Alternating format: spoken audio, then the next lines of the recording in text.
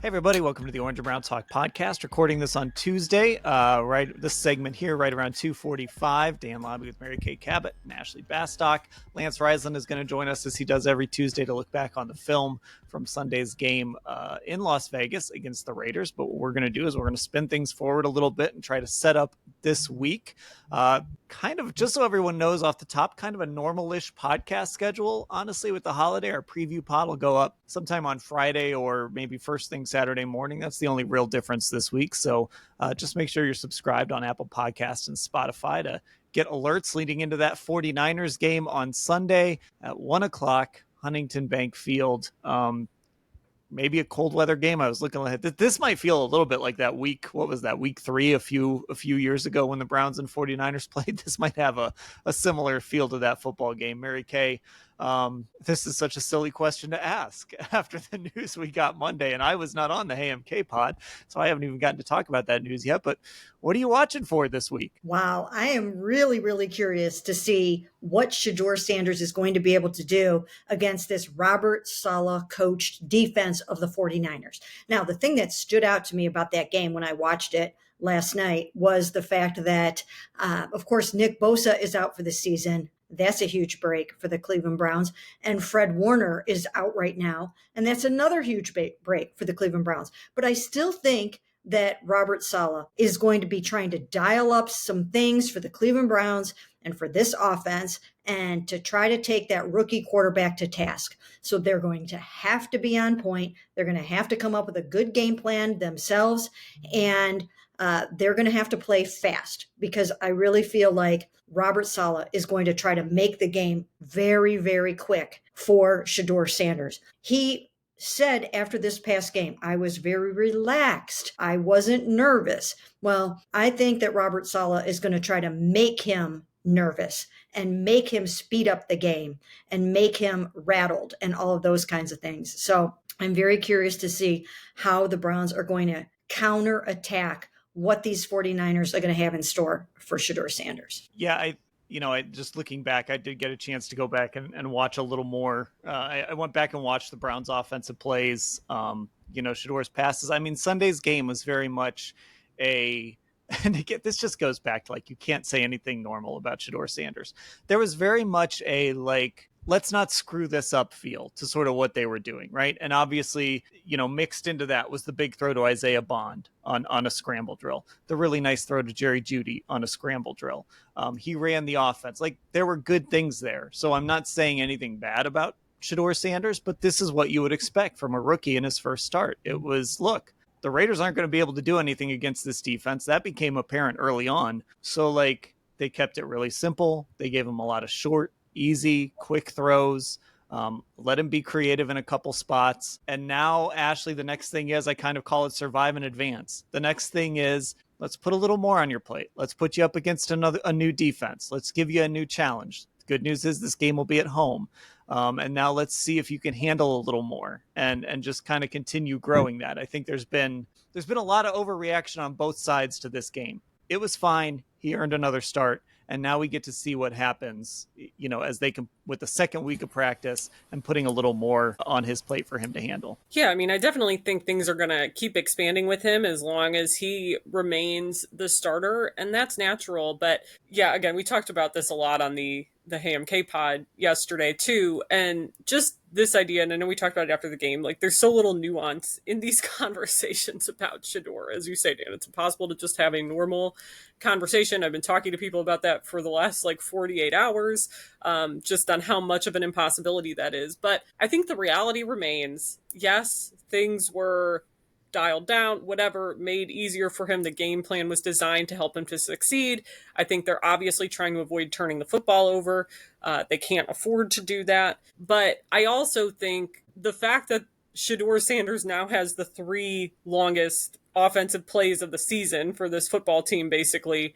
Is it, Dan, do you know off the top of your head, or Mary Kay, is it longest offensive plays or just the longest passing plays? Because I think there was I think they were longest right? offensive plays. That's what I thought. Okay, yeah, that's what I thought. So, that alone shows a certain level of explosiveness that we just haven't seen the other 10 weeks of the season. And really, I would say going back to last season from the time they turned away from Jameis and he was throwing too many interceptions, we really haven't seen that explosive offense. So that to me remains like the most promising. And yes, like this is the next natural test. Can you do it against a defensive coordinator who's fairly savvy? And to the earlier point, like they're missing a couple of their defensive stars with season-ending injuries, but the 49ers are still a better football team than the Raiders. So it is that next step up. And some of it too, Mary Kay, is like building trust with the Browns coaching staff too, right? Like, it's week to week going through that prep, building that trust. Like, okay, he can handle this week, and okay, he's shown he can handle this. Now let's give him this. So I think that's part of this process too. And I think that probably applied to Dylan Gabriel, right? Obviously, he was a little more advanced in some ways as far as just understanding the offense and all of that stuff. But I mean, clearly we saw with Shedeur the physical skills, those abilities, and his ability to push the ball down the field, all of that stuff. If he can just continue to earn their trust on the mental side and on the, running the offense, keeping things efficient, that's how this builds into something. And the beauty of this is, and I know people want to talk about this, and you guys talked about it on the HMK pod. We're going to get questions about it every week. Like, can Shedeur Sanders be the long-term quarterback? To me, I didn't see anything on Sunday that made me think the Browns still don't need a quarterback. But the beauty of this is there's still 6 weeks left in the season. Like, there's still, like, the draft is until April. Free agency is until March. So whether it's Shedeur Sanders or whether it ends up going back to Dylan Gabriel, this is their opportunity. Like, we're still so far away from that even having to be a decision they have to make. And right now, Shedeur Sanders is in this position where he gets to make his case. He does, and he can seize the moment, right? I mean, he certainly believes that he can be that guy, and now it's incumbent upon him to go out there and prove that he can be.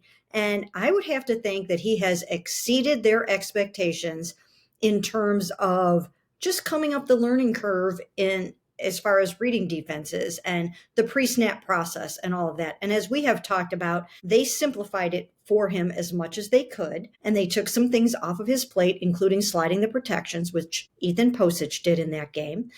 So they kept things a little simple for him. But he does have to take it up a notch in this particular game. He's going to have to take it up a little bit. And I'm interested to see what the chess match is going to be like between Brown's new play caller, Tommy Rees, who is described as an offensive savant, and a very accomplished and a very good defensive coordinator in Robert Saleh, who, again, is going to have something to prove in this game and is really good at his job. So I'm excited to see what this matchup is going to look like. I think, like I said before, I think that the Browns defense is going to give Brock Purdy and that offense the business. I really do. I mean, once again, I watched Brock Purdy throw 3 interceptions in the first half, and I was just thinking the Browns defense has to be watching this game, just licking their chops over this. Now, they've got a better offensive line, of course they do, than the Raiders did. I mean, that was just a horrible offensive line. And of course, Chip Kelly, their offensive coordinator, got fired after that game. But still, even a good offensive line is going to struggle with this crew. Now, Trent Williams, he has had trouble with Myles Garrett in the past. Future Hall of Famer Trent Williams has had trouble with Myles in the past, but he was injured the last time that he played Myles. He trotted back out there on a bad ankle. So if he's healthy, he's better than what Myles has seen lately. And so we'll have to see how that's going to go. I don't know that nobody can block Myles one-on-one this season. So they're still going to have to chip him and double him, but you can't do that with the defensive tackles too. I mean, there's, somebody's going to get free. So I just think there are so many interesting matchups to this game, but Shedeur is going to have to work even harder than he did last week. And he's going to have to get his timing down. And the thing where I think he is going to need to take his game up is in the realm of getting the ball to the Ced Tillmans and the Jerry Judys and the David Njokus, guys other than his comfort level rookies. He needs to get the ball to the primary pass catchers on this football team. So I think that's his next area for growth. Yeah, it's like there was just going back and rewatching, I noticed there was a play where Judy ran this little comeback route, and if Shedeur would have it's a play where before he's even out of his break, like that ball's coming his way with a lot of quarterbacks, and Shedeur just didn't see it, and that could be a timing issue, right? To be able to trust that and be able to throw that, that's just a time on. That could be just a time on task thing. So it's little things like that.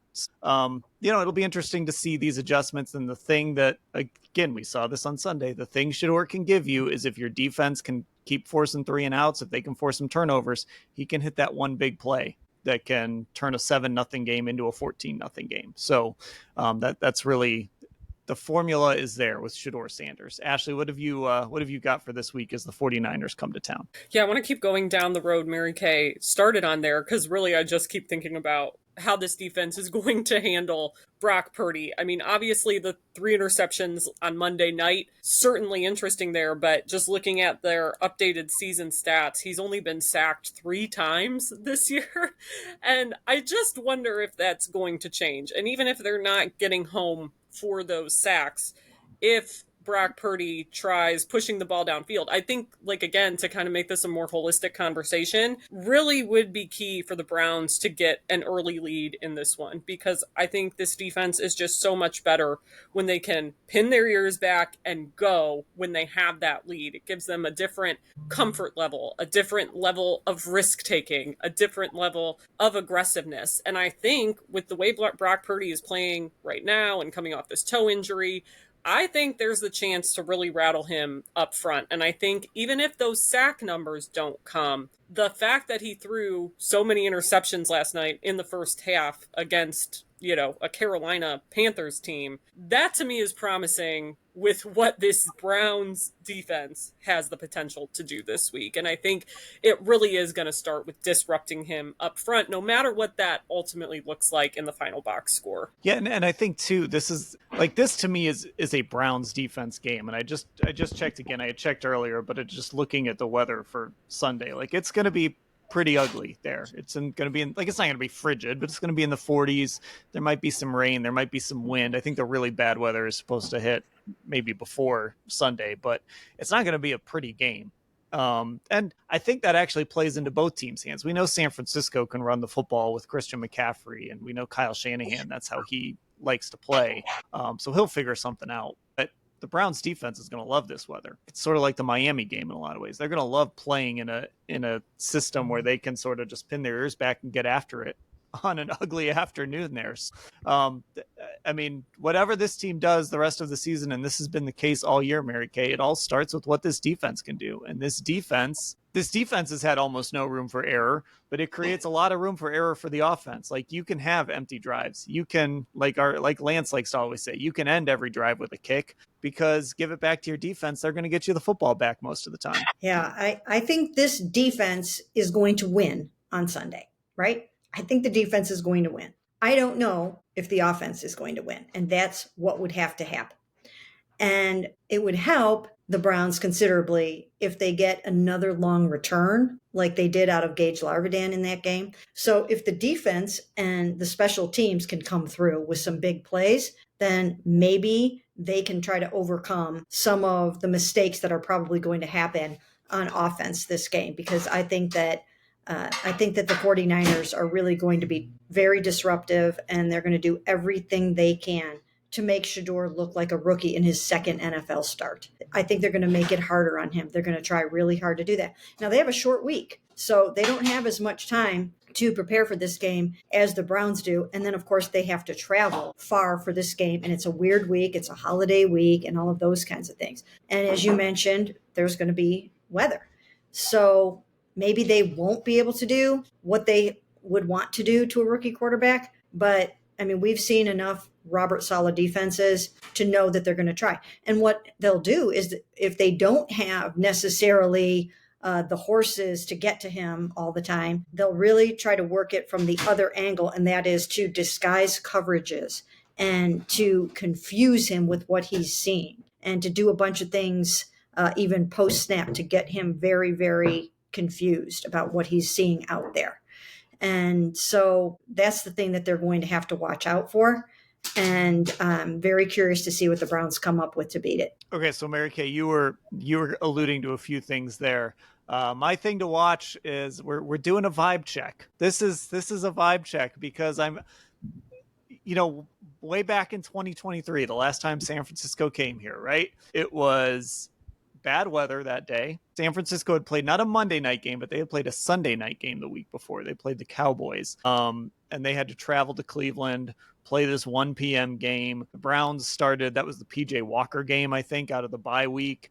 And it was just a weird, ugly game. And the Browns ended up winning that game. And just like this year, as good as this defense has been on the road, and obviously we're coming off a game where they had 10 sacks, so it's a little weird to say this. They've been better at home. Like, they've been more aggressive at home. They've forced more turnovers. I don't have the numbers in front of me, but I would imagine there have been more turnovers at home. Like, this defense just goes to a different level with that home crowd behind them. Now, there might be a lot of San Francisco fans because there are a lot, of course, Youngstown ties with the 49ers and all of that, but we'll see kind of how the crowd is. But it's going to be an interesting week because, Ashley, for all of those reasons Mary Kay said, not just a short week for the 49ers, but Thanksgiving week, which, yes, they're going to practice and all that stuff that day, but it's a weird day. Teams usually make that day a little bit shorter. So then they got to fly out here and they got to play a 1:00 game, and it's going to be a little cold and a little rainy and maybe a little windy. Like, these are all the things that play into the Browns' favor in this football game. They are, and again, it's like you compare it to that 2023 game where that was a game I think no one thought they were going to win. Everyone thought that San Francisco would just dominate. That was a very good year for them. They basically did have all their stars, and the Browns were starting PJ Walker, and the defense figured out a way to help pull it out. And of course, the 49ers had a rookie kicker miss what would have been the game-winning field goal, a rookie kicker who has since gone on and bounced around to multiple different places in Jake Moody, kind of that Cade York trajectory. So who knows? Like, I again am kind of entering this week not really having a feel for what exactly it may bring. And I think that is, despite the fact that this team is a 3-8 football team, it remains a credit to this defense. And again, maybe we're all going to be overblowing Shedeur Sanders' performance where there were a handful of explosive plays against the Raiders, but it showed something different.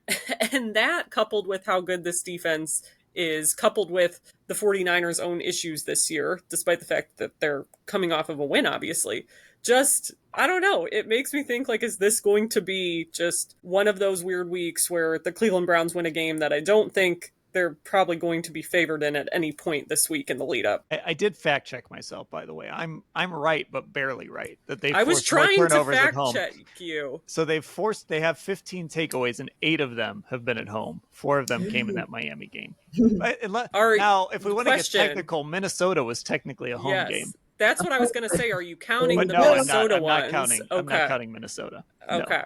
No. So 8 to 7. So technically, I was right on that. But like, this defense, Sunday notwithstanding, Mary Kay, this defense at home is just different. There's just a different vibe to them. There's a different, I think that's normal. When that crowd's behind you, defense is a very momentum-based thing.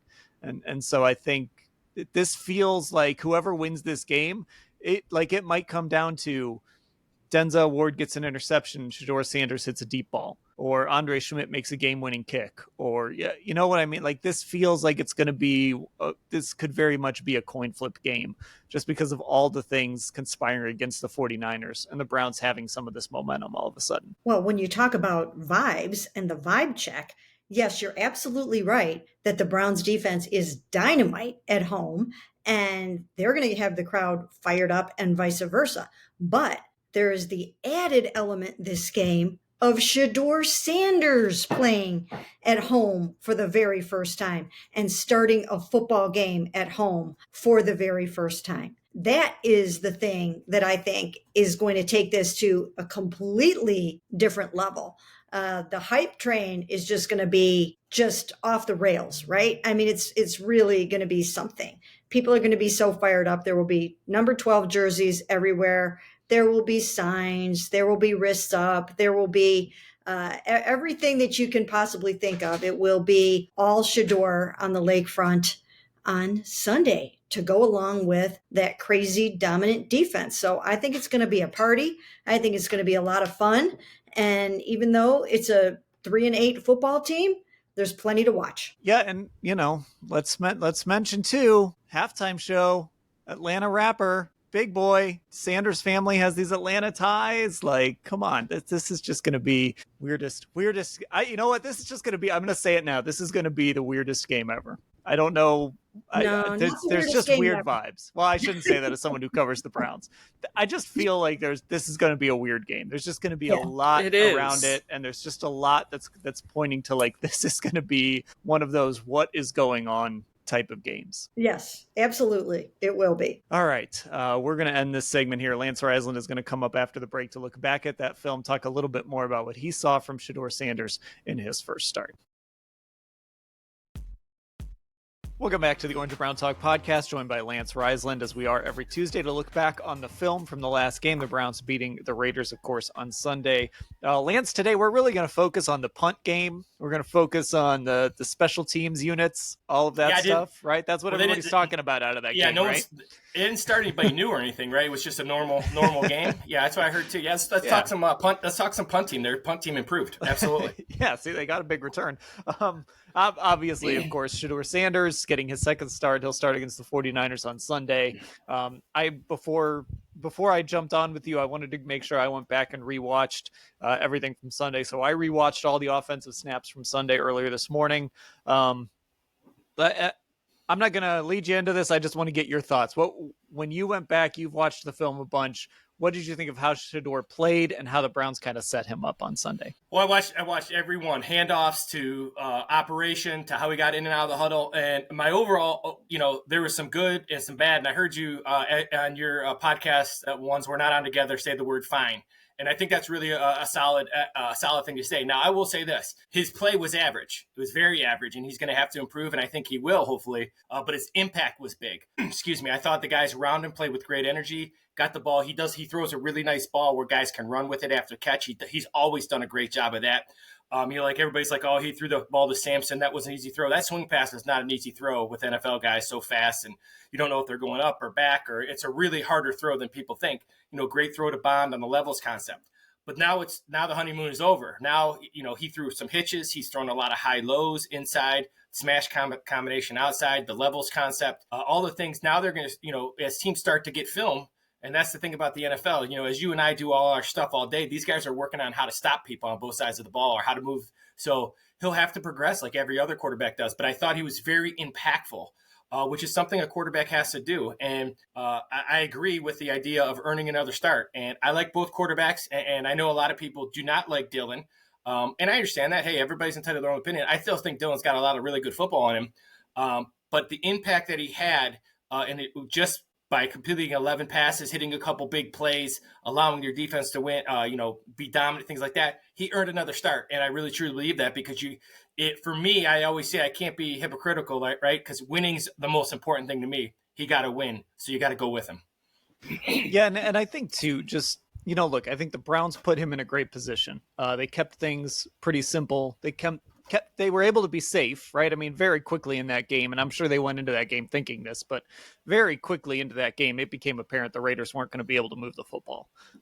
So that kind of just empowered them to be even more safe, I think, with what they were doing. And so I thought they created a game plan that made it simple for him, gave him some quick, easy stuff. He had some opportunities to make some plays. His big plays were usually they were the Bond was a scramble play. The Judy throw was a scramble play. He just did what he was supposed to do. What's it going to look like when a team kind of makes sure that he has to sit in the pocket and try and pick them apart from the pocket? I don't know. What's it going to look like against a better pass rush? I know Max Crosby was out there and all of that, but like against a better defense, a more talented defense overall, I don't know, but he did what he was supposed to do. And I do think it's important to note, too, we're talking about a guy like the center was handling part of his responsibilities on Sunday. And during the week, Joel Bitonio was pretty open about this. Like, they were emphasizing, like, hey, man, get in the huddle and call the next play. Like really simple stuff like that. So I think it's okay to acknowledge he's still got a ways to go, but he did the things he was supposed to do in this football game, in this game plan. Well, you know what? I give those guys a lot of credit because for me, they weren't trying to develop a Shedeur Sanders. They were trying to win the game. And, there'll come a time if he's the quarterback where he's going to have to win it for him.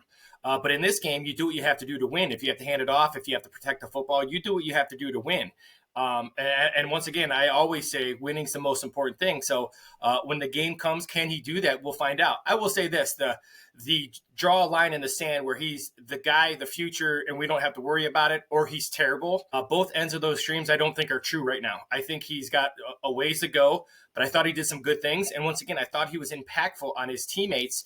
The energy and pace, you'd have to be naive when you're watching that game not to see them with some pretty good energy and pace. We'll see if that carries over as teams start to prepare for him. But give credit where credit is due. He did a nice job and did what he had to do to win, and they did what they had to do to win, which is important because that's still got to be the most important thing. And if they threw the ball over the lot, that means they were trying to see what he had instead of winning. So I like what they did with him. I thought it was a good plan, simple, clean. He did a nice job. He's going to have to be more accurate. And, he's the kind of guy that likes to watch film. He'll see a couple checkdowns he missed. He'll see a check down that he almost got picked over on the side. He'll see on the first stick route that he hits Bond, Larvadian's open on the 7 route.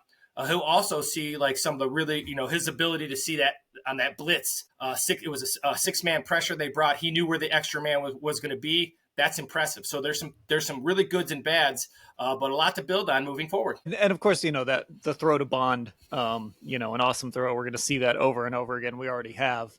That's the sort of thing that Shedeur brings to the table. And I mean, look, there's a reason Myles Garrett was so excited about that, because all season long, this defense has just been dominating and getting stop after stop. And there have been some games where it's like, man, can you just hit 2 big plays?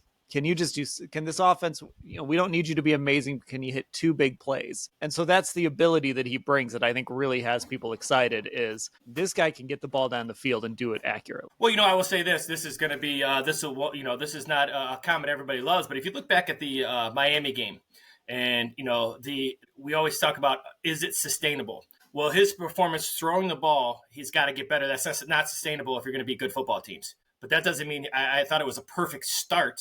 We'll see where the start goes now. And I thought he did really well. And he's going to have to continue to do good things. And all the issues that Dylan had with pass protection and lack of help at receiver, hopefully his impact, like Sampson, I thought had a big impact. He seemed to have some juice that he hadn't seen all year, and Fannin. So maybe, a lot of times that happens with a quarterback. It's not all the quarterback's fault. It's not all his credit. But that's how the quarterback position works. That's what you sign up for. And I think to your point, too, on that Sampson play, look, it goes down as a 66-yard touchdown throw. Sampson did a lot of the work, but there are really good examples, and that's one of them, of Shedeur just did his job. His job on that play was to get that swing pass to Sampson, and he did it. There were screen plays, right? The ball's getting to Harold Fannin, when it's supposed to get there on time. So again, even though it was pretty simple, even though the Browns did a nice job kind of game planning this up for him, he did a nice job for the most part for a guy starting his first career game in the NFL, kind of doing what he was supposed to do and getting the ball to the guys he was supposed to get it to. Yeah, and now it's the one. I always say, even when he played terribly, if you remember when we talked when he came in for that half, he played terribly. You can't get too high and you can't get too low. So he played terribly in his first start, horrendous. And I didn't think a big deal of it because that's what happens with young guys with talent. Then he played pretty well. He made some big plays. Now everybody's telling him how good he is and all that kind of stuff. So there's, the old Saban, rat poison. That's what it is. It goes both ways. So I'm hoping he grows from it. The ultimate goal is not to have him be better than Dillon Gabriel. The ultimate goal is to have him be a franchise quarterback. And that's what the Browns are searching for. Because if they have a franchise quarterback, all of a sudden those 2 first-round picks next year look really, really appetizing with a roster that's still really good and a defense that will only be better next year. It will only be better. It will, as good as they are right now, next year it will be better. They're getting Emerson back. There's a possibility of getting JOK back. Mason Graham will be a year older. Schlesinger will be a year older. It's only going to get better. So if you get if he's the guy or, whatever they think, but I think you still got to let him play and not have too much expectation. You got, it's like kind of be guarded, right? Be okay with the mistakes and be okay with the great plays and keep it kind of in the middle. So the expectations aren't too much. Well, and I made this point in the first part of the pod. You don't have to make this quarterback decision for a while. You don't have to make it, like, free agency doesn't start till March. The draft is until April. There's 6 football games left. So right now the focus is on whichever one of these guys. And right now it's Shedeur Sanders. Maybe it'll be Shedeur till the end of the season. Right now the focus is on the guy that's lining up at center right now. But we need to talk about this defense. I hate quarterback wins in general as a stat. It's one of my least favorite stats.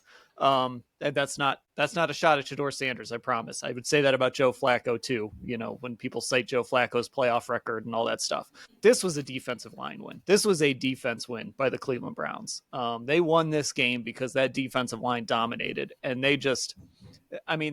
I have seen some bad offenses, Lance. I covered the 1-31 Cleveland Browns. That offensive performance by the Raiders was one of the worst I've seen covering a football game. And it was because of that defensive line and that Browns defense. Well, we talked about it before the year started. And obviously, how I am on Mason Graham and my work on Malik Collins. I just said, man, especially Malik Collins, it just found like the perfect fit for his skill set. And he's always been really good, but now he's in the jigsaw puzzle. He fits into a scheme. And that's why if you go back to Myles, I was asked earlier today, why has Myles had more success? Well, there's nowhere to go up front. So if you think about the years where every time he's almost there, and how many times have you said, he's almost there?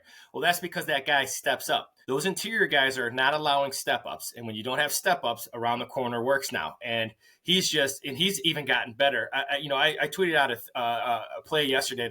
I've been doing football for 50 years, my whole life. And he did a Euro step speed move on the tight end and then knocked a 330-pound tackle into the quarterback. So he went literally speed to power against two different guys and still got home. It's one of the most impressive football plays I've ever watched in my whole life. But then you got Mason Graham. That's why it's happening, because the rest of those guys are really good. And Isaiah McGuire, though he's not setting the edge like you want him to, he got better. But he's relentless in his pursuit after that quarterback. All those guys are.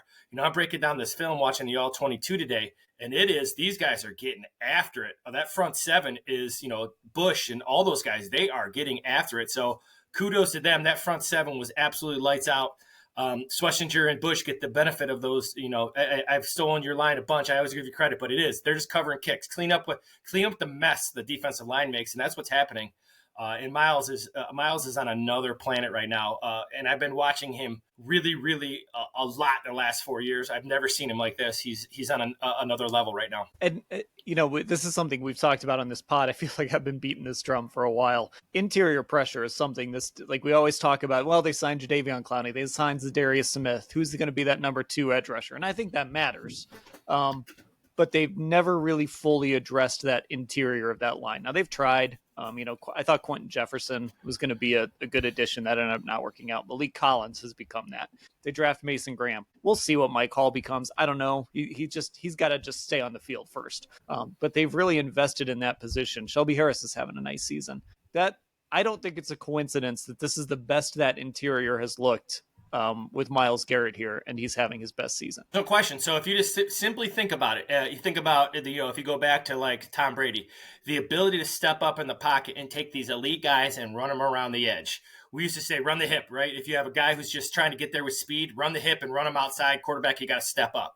Well, now you can't do that. There's nowhere to go. And so many times this year, he's coming around the edge and there's nowhere for the quarterback to go because they've kind of created a little net.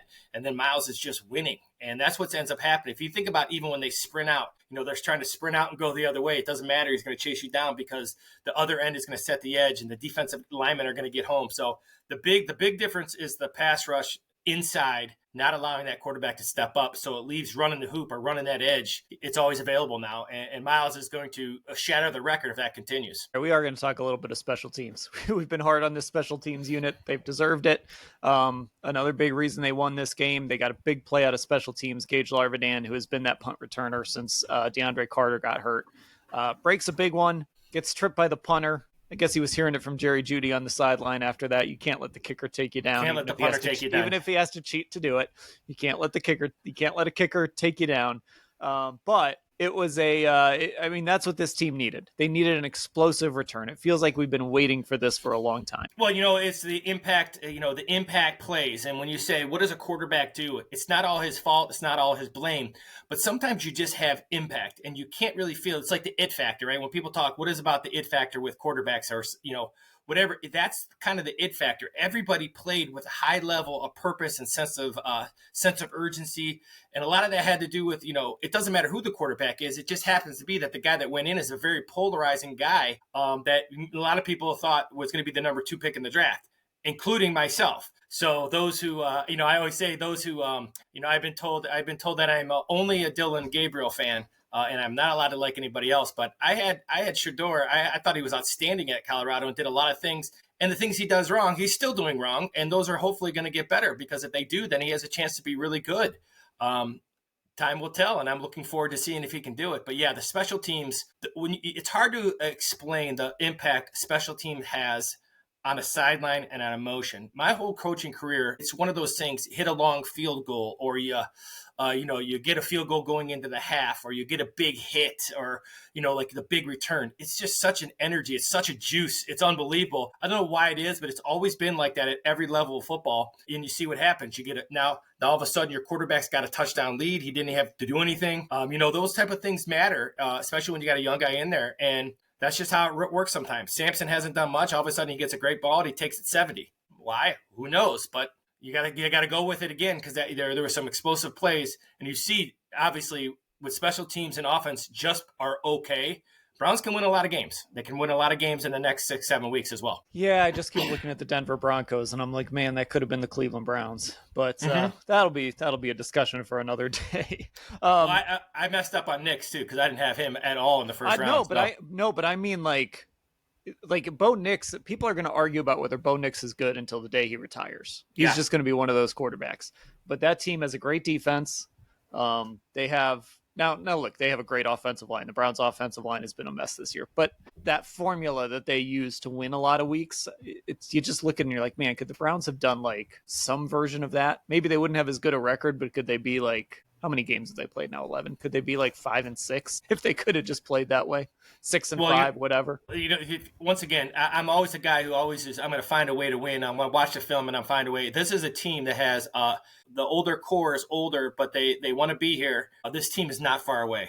This team is not far away from being really highly competitive in this league. If they can just get the quarterback to be competent, whoever that may be, we'll see what happens moving forward. But going back, Dan, I want to say one thing. You're right. I've been really, really hard on Bubba and his special teams. Last couple of weeks, they've been outstanding. So kudos to him and his crew, because and you can see how much it helps. So that comment you made about the Browns not being far away is a great segue into our question of the week. So why don't you set us up? You sent this to me. I got excited. I was sitting at my daughter's orthodontist appointment, and I put together my big board in like no time. Well, I always try to find something different for us. So today I was watching ESPN, and it was the playoffs, the old, so I was like, what are some of the biggest cliches that coaches use in sports? Could be football, basketball, whatever, but there's I stuck with football. I did too. Okay. So we're going to stick with football, so we can add that on later on. But the football ones are the best, in my opinion. So what are some of the best football coaching cliches you've heard in your time covering the Browns? Obviously I use, my wife always says I talk in cliches at times. So, we're going to do a 4-round draft, and I'm going to give you the first pick, and we are going to go over what are some of the most, you love them, you hate them, they're annoying. You hear them all the time. What are some cliches coaches always use? First pick is yours, Dan. I got 10 on my board, by the way. So I got some good honorable mentions too. You got some great honorable mentions. Because look, you've obviously done this job. I feel like I'm going to be insulting you actually when I make these picks. So I just apologize in advance. And I've just sat through a million press conferences, right? Whether it's Hugh Jackson or Freddie Kitchens, Greg Williams, of course, and Kevin now, OCs, DCs. Yeah. Now I talk to you every week. Like, come on. Okay. Like this one is one I hear a lot. And as I looked at my board, I figured this is the one I have to take first. Next man up. Oh, that's such a good one. I have it on my board too. I understand that phrase, but it always drives me crazy because it's like, oh, Myles Garrett is out this week. Next man up. Yeah, okay. Like you got another Myles Garrett just sitting there in that locker room. Well, it's funny you say that though. I always like, what's the other option? Like, oh, we're screwed. We're done. We can't do it. We can't do it. And that's what you're gonna see in a lot of these. It's like, well, what am I supposed to say other than this? But yeah, that's my number one is next man up. All right. So actually, that was my number two. My number one is I've used it all the time. Coach, what do you think about this? One game at a time, Dan. One game at a time. I have a variation of that. Yeah, it could be, it works in all, but one game at a time, Dan. Yeah, so the variation I had of that is, this is a big one with Kevin, but a lot of coaches and players say this 1-0. We're just trying to go 1-0 this week. Like, I think that falls in that category. Yeah, same thing. I'm going to take that one off my board. Okay, let's see. Gosh, I'm really torn. I have so many good ones here. This is one that every coach says on Friday. Every NFL coach says this on Friday. And sometimes people lament this after a loss. We had a great week of practice. Yeah. There has never been a team. Yeah, right. I never had a bad week my whole life. I never had. That's a great one. And then you lose by 3 scores on Sunday, and it's like, well, we had a great week of practice. I had a great week of practice. No one has ever sat at a podium and said, man, we really sucked at practice this week. I know. I can't tell you how many times people are like, Riz, I thought you had a great week of practice. I'm like, we did. I don't know what happened. We had a great week. It was all right. In that same line, I've said this. When we've played like really good teams, there's variations of it, but we're going to go with the one I use, which is we're going to control us. We're going to control the control. We're going to control what we do. We can't worry about the other team. We're going to we can't worry about the other team. We're going to control us.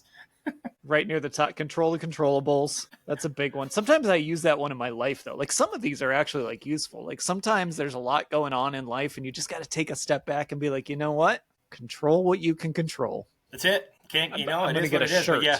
Well, I had the my last game we played Hoban. They were state champs, and they were really, really good. I remember I was doing an interview on the way home from our playoff win to talk about Hoban. And I remember saying to the guy's like, they're so good, and they do this, and they do this. And my first line was, well, we're going to control us. We're going to control what we do this week. We're going to have a great week of practice, and we're going to control us. Right. I also had, this is a variation I had. We just worry about ourselves. That's it. That was another variation of that. So I'm taking that one off my board. Okay. This is coaches. This is players. And this one drives me crazy after a game, because these guys are sitting there, they got iPads. Like, these guys are making in-game adjustments, right? You're not sitting there like, oh, we'll fix this on Monday, or we'll fix this at halftime or whatever. Like, these guys are seeing these things happening. After plays, offensive linemen are looking up at the big screen to see what happened. But this is what guys tell you, coaches and players, when they don't want to answer your question about what happened on the play. Well, I got to go watch the tape. Hey, that's so fair though. When people are, people will. That's why everybody asks, like, do you go to the games? And I always say I don't go to the games, because I need to rewind it in. Even though it's live, I need to rewind it a bunch in case you guys ask a question or somebody asks me a question. And literally, you have to watch the tape. And because if you don't, you're just lying. But that is a huge cliche. Well, listen, that's fair. Go ahead. Yeah. That's fair, because like, I'm sitting there watching these games on Sundays, and then when I go back and rewatch, it's like, oh, I missed that. I didn't see that. But also, these guys are coming to the sidelines, and they got the tablets, and the OCs are sitting up like these. Obviously, it's not the same as sitting there watching the film on a Sunday night or a Monday, but like, these guys have a general idea of what went wrong on a play or why a play worked. Because I'll tell you what, when you go around a locker room and you ask about a successful play, these guys are ready to talk about every single detail of that thing. Well, it's funny. It's code for, we did work on that. Our plan that we used did not work. So we got to watch the film because we had a plan for power, and we didn't work. And so we're going to watch the film. All right, here's one that everybody has heard from me this year a ton. It's when things don't go right. And the coaches are, everybody wants to know why this isn't working and that isn't working.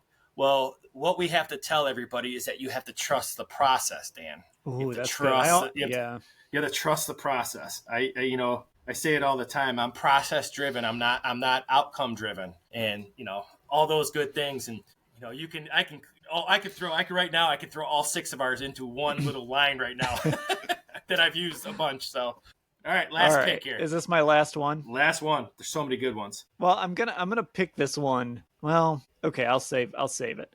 This will be an honorable mention. I'm gonna pick this one. We got to coach better. It's the ultimate deflection right after a game where Kevin or whoever is standing at that podium, and they know, like, hey, this dude screwed up. This dude made a huge mistake, and it cost us. And we were practicing it all week. We did everything we were supposed to do. This guy was ready, and he just screwed up. But what do you say? We got to coach better. Everybody's got to be better. We got to play better. We got to coach better. Well, I'm going to give you my variation, which was going to be an honorable mention, but my variation was it starts with me. Yeah. So which leads into like, people are like, what happened on special teams? You're like, well, first of all, it starts with me. I'm in charge of making sure the special teams gets enough time to make sure they know what they're doing. So everything that happens starts and ends with me. We got to do it. Then we got to coach better. All right. Well, I'm going to go with my favorite one of all time, but I'm going to use what most people hear more often. So I have said, what have I said to you more in the last 4 years? What do I say to you more than any other phrase, any other cliche? That without question, what's my number one cliche? This is probably one on the board. You just have to execute. Nope. No? All right. That was one of my honorable mentions. You'll know it when players over plays. Oh, right. So, of course. But the one that everybody knows, it's not about the X's and O's. It's about the Jimmies and the Joes. Right. So that's so it's one of those like, players over plays. It's not about what you draw up. It's not, my dad used to, one of my coaches used to say, it's not the paintbrush, it's the painter, it's all, there's all kinds of different stuff, but, it's the players over plays. I live by that, and I always have. So yeah, just have to execute is one of my honorable mentions. That's a good one. So that, that's one. And then this is one I referenced it before we started this, right? But I remember Mike Pettin saying this. I remember, like, you always hear bad teams say this. We're close. Oh yeah. Like, you've lost your 6th game in a row. We're close. And listen, in the NFL, yeah, you usually are pretty close, right? I just said it when I said this team is close. I just said the talent gap in the NFL is not that great. No, agreed. Especially if you get a quarterback and you get that figured out, and the difference between the good teams and the bad teams in the NFL is not as big as people think it is. It's not like college football or high school football. It is like the best team and the worst team. They're actually not that far off. And so you hear that a lot. Hey, we're close. And you probably are, but we're close. I got a couple so you've heard these. We've heard these at camp together the last couple of years. We need to play our brand of football. That's good. Good. When you lose a fourth quarter lead, somebody says, "What happened?" And the simple response is, "We just got to finish." Oh my God! Yep. I've said that. People have asked me, "What happened in the fourth quarter?" I'm like, "We got to finish. We played well for 46 minutes. We got to finish." So that's a good one. I had a couple other, and then I had some offensive ones. What do you got to do this week? Well, we got to establish the run. Yeah. Everybody's got to establish the run. This is one of my favorites. You got to take what the defense gives you. That's it's a good one. Take what the defense gives you. Earn the right to rush. Earn the right to rush the passer. Yeah, we need to stay balanced. We got to. We got to protect the football. Oh, did you say this one? We win as a team, we lose as a team. No, I didn't. That's a great one. Right? We need to. If you're offense, Kevin loves this one. We all have to wear this. How about we need to stay on schedule? We can't get behind the sticks. We got to stay. When your offense is bad. When I had good offenses, I never cared about what the down and distance were. I just called plays. All of a sudden, I have a bad offense. I got to stay ahead of the sticks. It's amazing. What is one of the keys? We got to create some explosives. Yeah. Defense, we're playing well, but we got to create some takeaways. I got some great ones. My dad used to say all the time, run to the football. The team that wins the line of scrimmage wins the game. I could go on forever with these. There's a million. Listen, there's a million Kevin Stefanski-isms, and some of them are universal, but we've just been hearing Kevin say them for 6 years now. But we're about to work. Yeah. We're going to control the day. That. What are you going to do? What are you guys planning to do this week? Well, we're going to control the day. We're just going to control. We're going out to practice. We're going to control the next. I'm just focused on today. I'm just focused on getting better today. Just kidding. Yes. There's 1% better. 1% better. Yes. Which is great.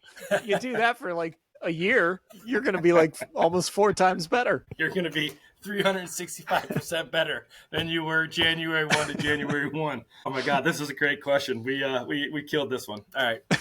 Oh man, that's funny. Wow. All right. Well, I'll tell you what. My day. There are. You can leave a review on Apple Podcasts. Here's what I want. All right. This is a little cheap, but come on, help us out. You're listening. You're an hour into this pod. Come on, you're one of our loyal listeners. Apple Podcasts, leave us a 5-star review and your best coach speak, your best coach cliche. It's got to be and on Spotify. Yeah, and you're on Spotify, you got the comments section. Maybe throw something in the comments there on Spotify. Oh, I love it. I don't know why Spotify started comments, but I like that. if Yeah. they're there, you might as well give us some coach cliches there as well. So, or whatever, tweet at us, whatever you. Yeah, absolutely. I'd love to hear it.